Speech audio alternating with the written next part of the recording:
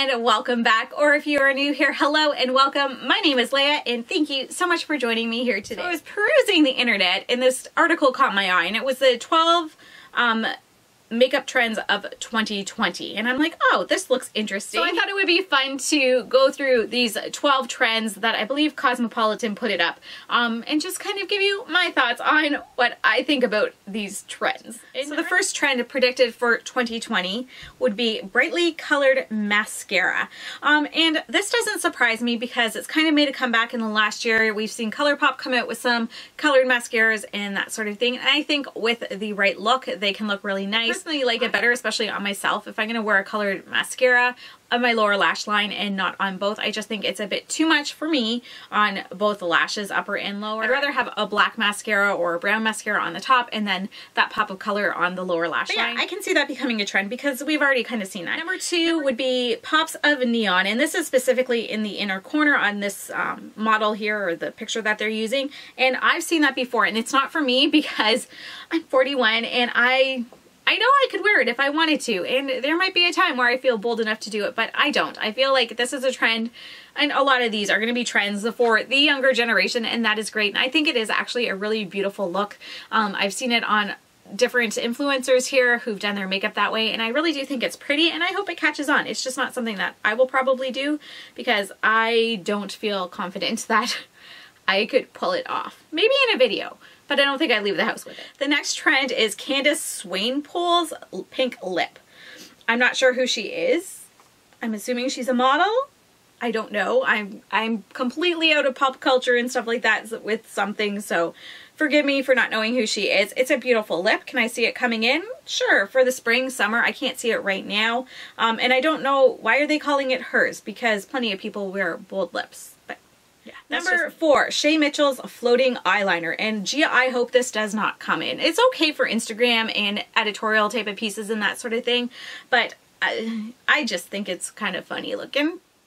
Number five, Hunter Schafer's Watercolor Eyes. I think this is beautiful, and I think especially on a younger generation this looks nice. I think if you start putting it on more mature eyes, it's going to make the eyes sag, it's going to make them look droopy, it's going to make them old and tired looking, especially if you're using this pink color that this model has on. It's going to make it look, and it kind of does on this model too, it looks like her allergies are acting up. But with a different color, I like the softness of it. I just think it might be geared to more of a younger generation than an older one, just because I think an older generation might need a little bit more structure with the shadow and the contouring of the eye and that sort of thing. But again, yes, beautiful. Just maybe not pink because it looks like her allergies are bugging her. Number six, structured brows.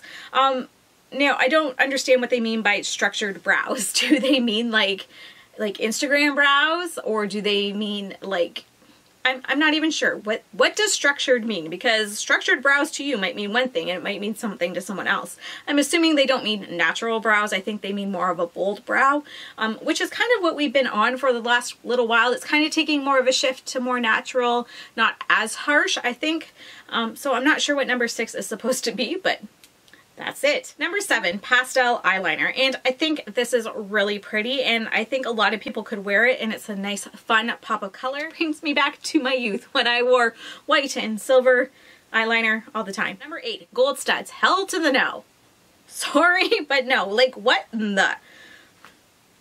Why? Like, I want to pick them off this model's face because, yes, it looks cool for a picture, but it's bugging me because it's going to fall in her eye. Like, what happens if she has an itch and then she like pops one off and then it looks ridiculous? Like, come on. Fine for a bit, not for all the time, and I don't think this will be a trend. I think this might be something fun that people do once in a while. You see it every once in a while pop up on Instagram or here on YouTube where someone's doing a look that's kind of like that, but I don't think it's going to be a trend. I don't think we're going to be walking down the street seeing people with their face like that.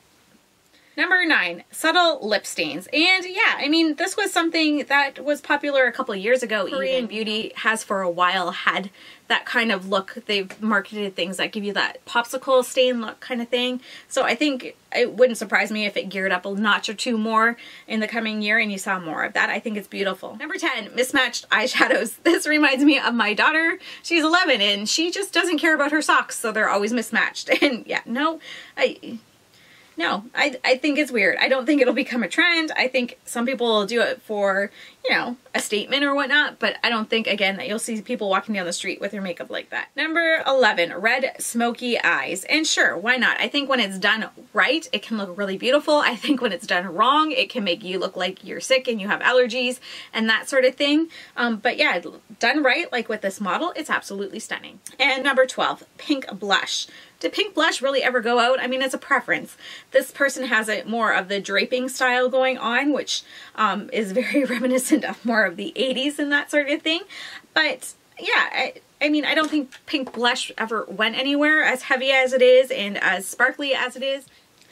I mean, you see people doing this now, but I don't necessarily know that it's a trend or that they're just not putting their blush on, you know, I'm not going to say properly, but you know, maybe they're heavy-handed and they're not blending it, and so it ends up like this. And I don't think they're trying to be trendy. I think they're just putting on their blush.